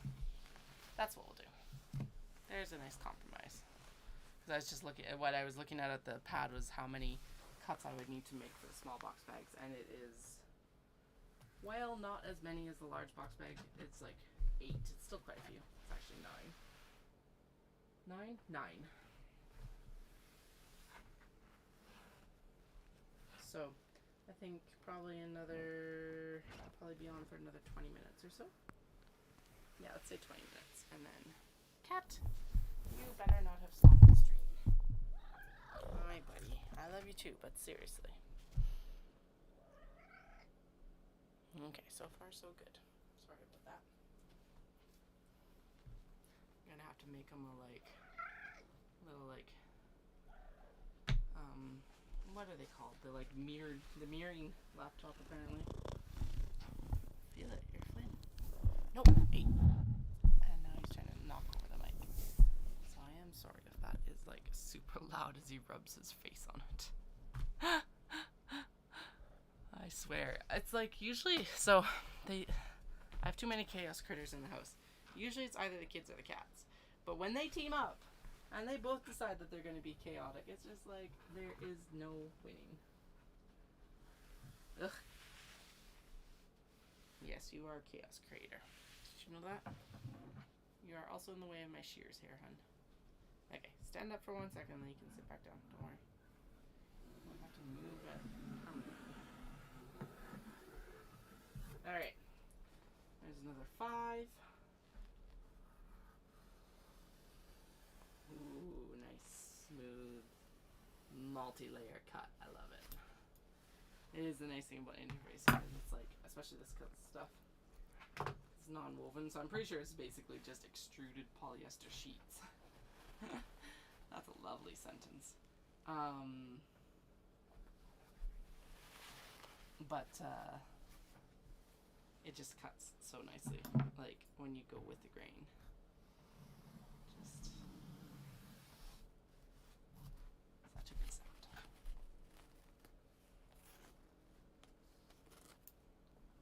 Hi. Yeah, are you ready to go to bed? Is that what's up? I even gave you tuna today. At least tuna juice. Okay, beep beep. Almost got myself in trouble with that. So with our kiddos, when we want them to like back up from something, we'll tell them beep beep, and it's just been our shorthand for like, hey, you gotta move, for a couple of years now. And they both understand it. They both know exactly what we want them to do. Blah blah blah. It works. We were out in Victoria last year at the petting zoo up at Beacon Hill Park, and I went the first out gate from the goat pen is a swing in gate, and my eldest was standing right against the gate, so I was like beep beep, get her to back up. Problem being that this is in public, and there was a woman sitting right there, and when I said beep beep, she stood up, and I was like, just had this moment of horror of like, that sound wasn't intended for you. And I actually told her that. I'm like, I didn't mean, like, that wasn't meant for you. And she's like, oh no, I understood. I'm like, oh, thank goodness. Yeah, he's holding down the interfacing, his big fluffy butt.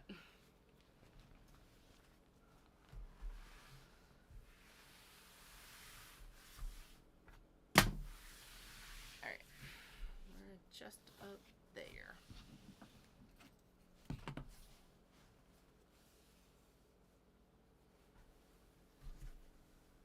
Realistically, we can throw this wherever we want in the interface, and it doesn't really matter.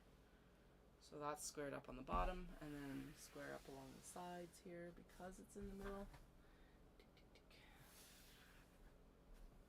And squared up here. You need to move it up like a 1/4 inch there.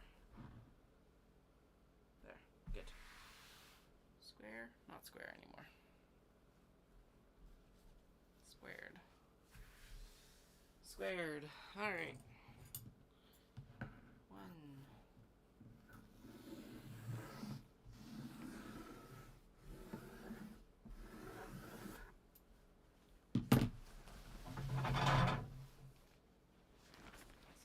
Oh man, you can actually see the like line marks from the roll now too.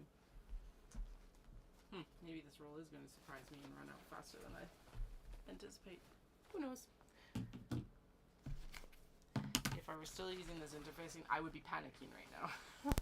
I'd be like, oh my god, I have to like order interfacing tomorrow, because in the past it's taken 2 weeks to get here, so it's like that was the like major drawback to actually using this interfacing.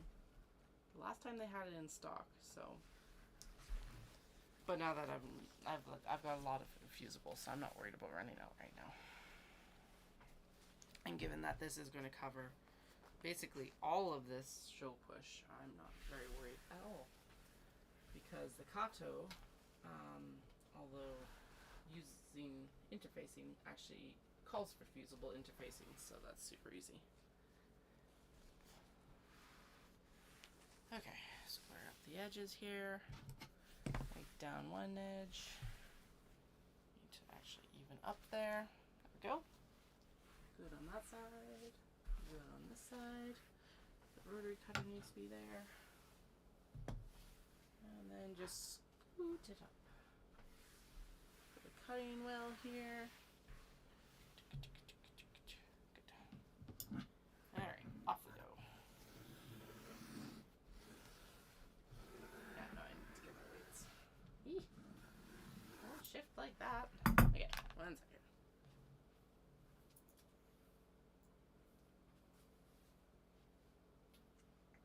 Oh, right, my weight. Oh, I thought my weights were like in the zipper pockets. They weren't. They were on the bookshelf, right behind me. I could have been using them all this time. Ugh. Okay. My super fancy weights. My super fancy washer weights from Home Hardware, I think. Alright. So in this case, because I'm weighting down these 2 layers, what I think I'll do is I will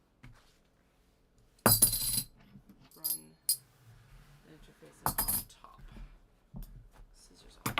Okay. That's better. A little bit better behaved. Yeah, we'll run it on top, and then I can like just line up the top, weight it down, and then we can run the cut along the bottom. There we go. That's actually way easier. Sweet. Okay, so we'll make sure that this side is at least mostly square. It's nowhere near. It's like way off. We're running through a field of daisies. I don't even know if there's fields of daisies in bloom right now, so that's even more impressive. Oh man. Okay, there we go. Sweet. And then I don't even have to weight it down after I cut it. It's already weighted down. I'll just do the next layer. Awesome. Well, it does look like I need to actually line this up with the cut well. That's fine. There we go. So that's 1, 2, 3. So we've only got 2 more.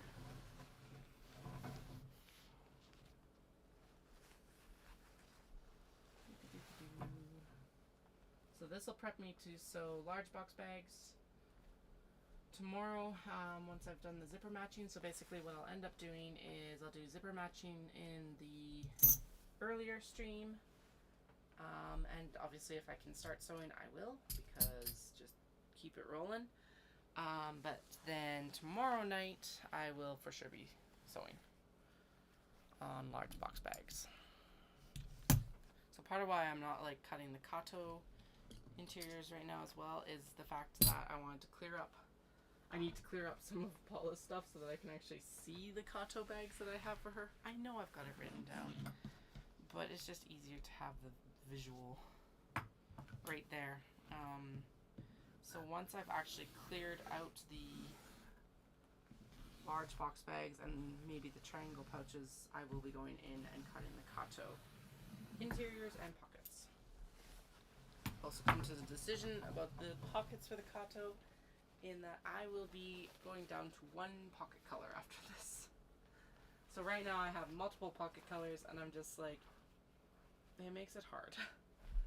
So I'm going to reduce the number of pocket colors. So I've got like black, I've got blue, and I've got gray. And basically what I'm going to do is I'm going to condense it down into just the gray for pockets.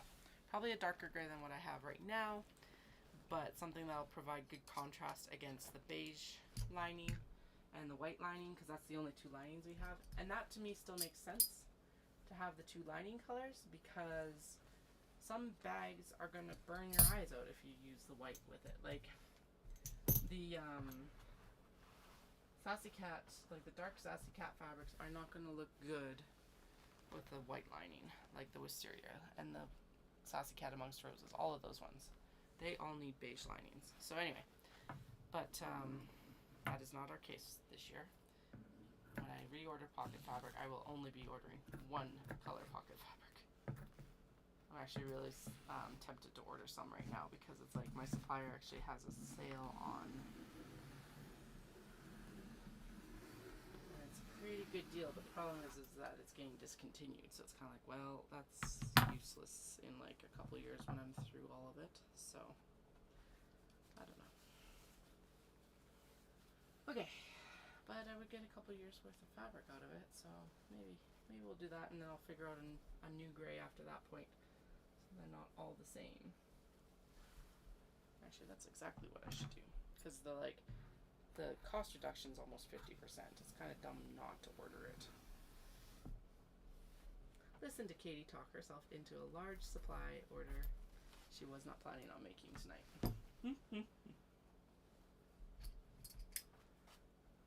Alright, I'll cut the last of these interfacings that I have on the table right now. Actually, I don't know why I didn't pop these up here right away, but I didn't. Go. Sweet. Alright, so that whole process went far smoother than I was anticipating tonight. I don't know why. I built this up in my head. It was not that big a deal. I know it's typically not that big a deal, but it was just like, oh, I gotta cut interfacing now. Okay, remove the weights, and then this last one we're just gonna lay it together, because that's what's gonna be, I think, easiest. Oh yeah, look at that. Okay, and then we'll weight the top and shift everything around so I get correct depth. Oh my goodness, it is like refusing to do anything. Alright.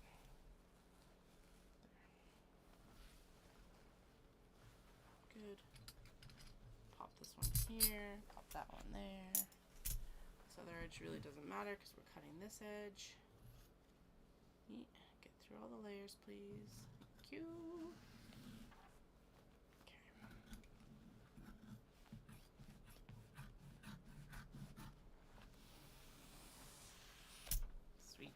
There we are. There's all the large box bag interfacings cut. Linings and interfacings.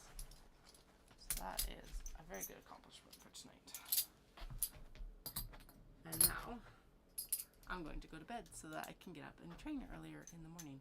So current schedule right now is I will be online. Guaranteed I will be online between 12:30 and 1 p.m. tomorrow, Mountain Daylight Time. So right now it is 12:20 Mountain Daylight Time, just in case you're in a different time zone. It's an easy conversion for you, hopefully. That's like 11:30 to noon Pacific Time, Daylight Time. If you do not change Daylight Savings Time, I can't help you. But I'm on Daylight Time. And then it's like, it's plus 2 hours for Eastern Time. So it's like 2:30 to 3 p.m. Eastern Daylight Time. And then I'll be back on again for this late night stream. There we go, that's the word. I'll be on back late night stream around 9:30 to 10 for sure. That's typically been the latest that the kids have been going to bed, has been about 9. So I will try to get them down earlier, but it just hasn't been working. Part of it is getting them down, and then also like I gotta make lunch. Although tomorrow night I don't have to make lunch because Saturday is the next day, so that'll help. Means I should be on a little bit earlier. But I hope you guys all have a fantastic night. Thank you so much for joining me. I very much appreciate it. If you have any questions, if you go back and rewatch anything, please feel free to throw them in the comment section. I'll be happy to help. And you can kind of watch the whole like stream evolve here in the next little bit as I figure some more stuff out. Like the fact that I should have had my viewer count further down once I shimmied things around. Anyway, and if you're new to the channel, please hit that subscribe button or like button. Those always help creators so much. And if you are really feeling feisty, send it to a friend you think might enjoy it. So thanks so much, and I hope you have a fantastic night, and I'll be back to chat with you all tomorrow.